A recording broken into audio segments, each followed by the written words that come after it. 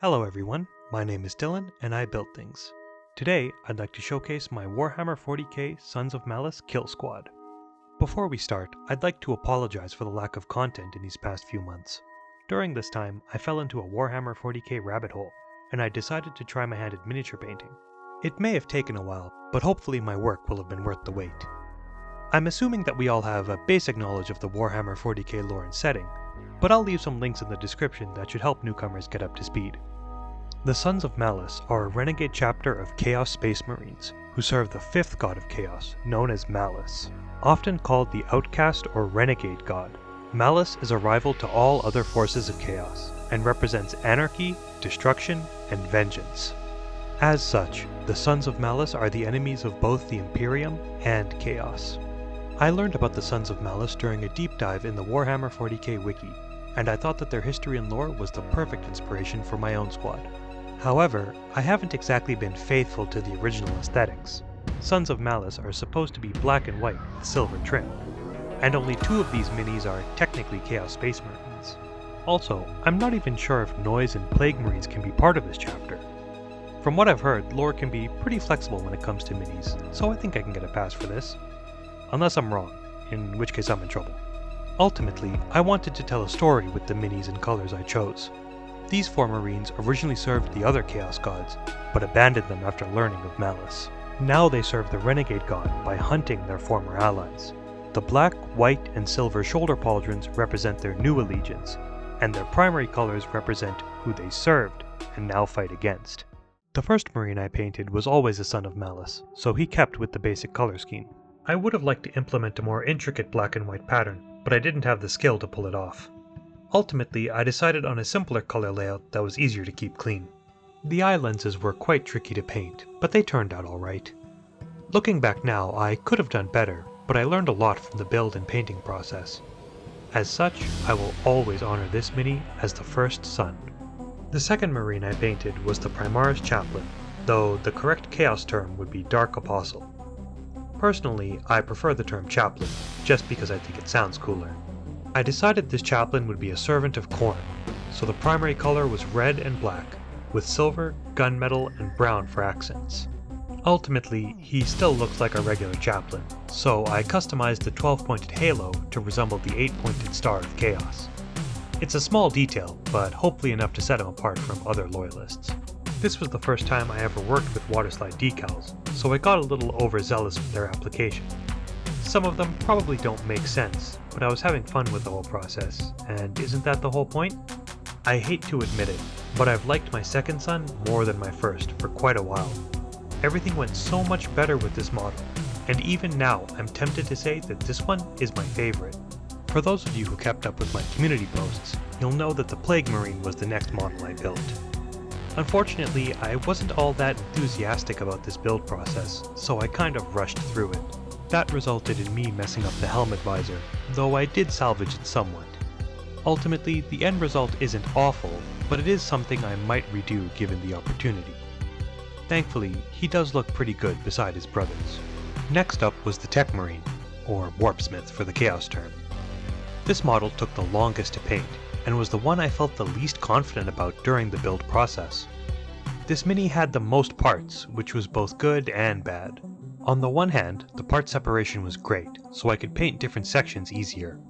On the other hand, it took far longer to get everything looking good before assembly, and I had to be more careful not to ruin anything when cementing parts together.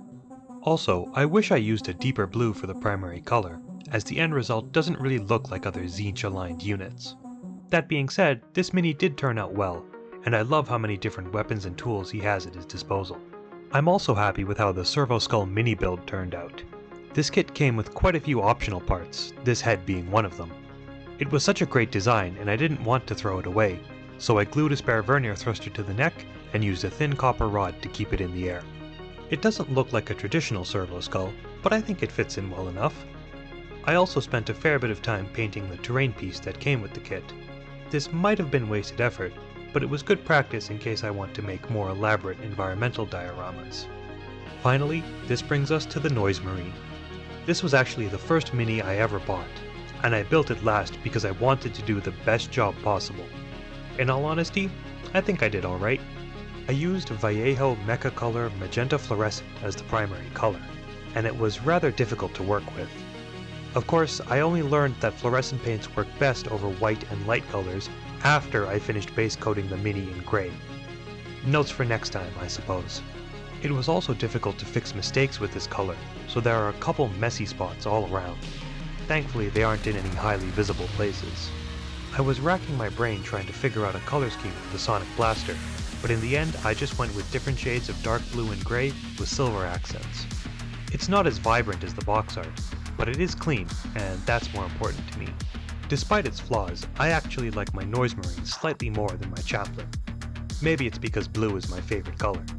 The Glorious Mohawk does go pretty well with the magenta. I'm not sure I'd be able to place one over the other, but I'm fine with my Chaplain and Noise Marine sharing the title of favorite model. And that's all of my completed Warhammer 40K miniatures as of right now. This was a pretty challenging project for me, but I'm glad I was able to finish it. There were 3 big takeaways I learned from this whole process. Number 1, I don't like brush painting. I didn't want to start off negative, but it's the truth. Unfortunately, I don't have the same setup seen in other mini painting channels. Instead of dedicated rooms, painting desks, and movable hobby lamps, I have my bedroom, a TV tray, and energy-saving light bulbs. Therefore, brush painting is a time-consuming, difficult, and frankly uncomfortable task for me. Not only that, but the paint I have is not well suited for brush painting. I used Vallejo Mecha Color for all my work, which is primarily meant for airbrushing Gundam or other mecha model kits. Maybe I would have better results using other paints like Citadel or Vallejo's model color line, but that could just be skill issues and cope on my part. It's true that my current circumstances make brush painting difficult, but airbrushing may be an effective alternative. My paints are designed for it, and I can airbrush comfortably within my limited space. In the future, I'll try utilizing more airbrush techniques while painting miniatures, and then use brush painting for the fine details. Number 2. Plan ahead. These minis may be smaller than other model kits, but that doesn't mean they're easier to paint. It's always good to have a basic idea of what a color scheme will look like. That could mean looking up reference images or coloring in a template in Paint. Having a plan will save time and energy during the painting process, and save me from the risks associated with winging it. I painted a few of these minis without a plan, and just hoped everything would work out. Thankfully things turned out alright, but it would have been better not leaving things to chance, so to speak. Number 3. Don't get discouraged. This is probably the most important lesson I learned. It's very easy to give up, or not even start, if you don't have confidence in your own skills. Looking up tutorials and showcase videos often makes this problem worse, and if you're anything like me, you may wonder if it was stupid to even try. But you can't beat yourself up, especially if you're starting out and trying to learn. Comparison truly is the thief of joy, but if you must compare yourself to others, at least use fair comparisons. In my case, it's not fair to compare myself to other mini painters with years of experience, comfortable workspaces, and curated tool collections. Also, I now believe that every painted model kit, miniature or mecha, goes through a phase where it looks terrible before coming together. This happened with my Noise Marine. I decided to paint it in sub-assemblies before gluing it all together, and it looked really bad until the test fit. In a way, I'm happy the mini wasn't glued together first, because I wouldn't have had that satisfying moment. In the end, all I can do is keep trying, learning, and trusting in the process, despite how annoyingly vague that sounds. If nothing else, I'm confident that my work today won't end up in a Thin Your Paints compilation. At least I hope so. God, please. Take him to Detroit. No! No, not Detroit! No! No, please! Anything but that! No! Anyways, that's all from me. Thanks for watching, have a good one, and I'll see you all later.